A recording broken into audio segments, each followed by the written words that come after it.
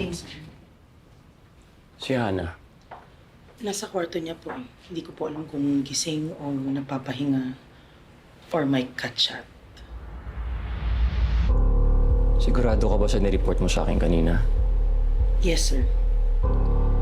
Kagabi ko pa po napansin na parang siyang kitikiti kapag may kachat.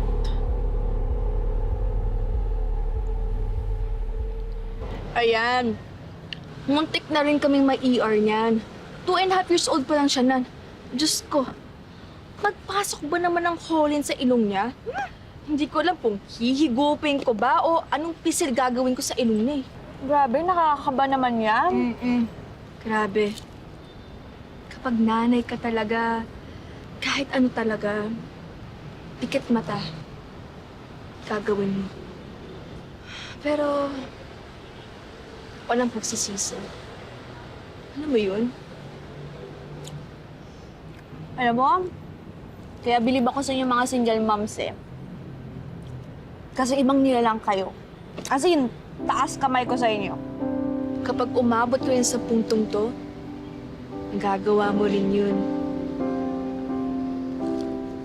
Hindi ko lang sure. Actually, hindi ko alam kung gugustuhin ko pa bang mag-asawa eh.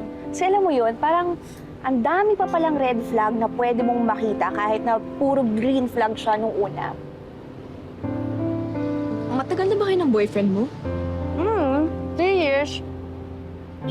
Tapos, alam mo yun, yung parang pag sa umpisa, di ba, sobrang sweet. Pero sweet naman pa rin naman siya. Yun nga lang, alam mo na, may mga pagtatalo na hindi naiiwasan.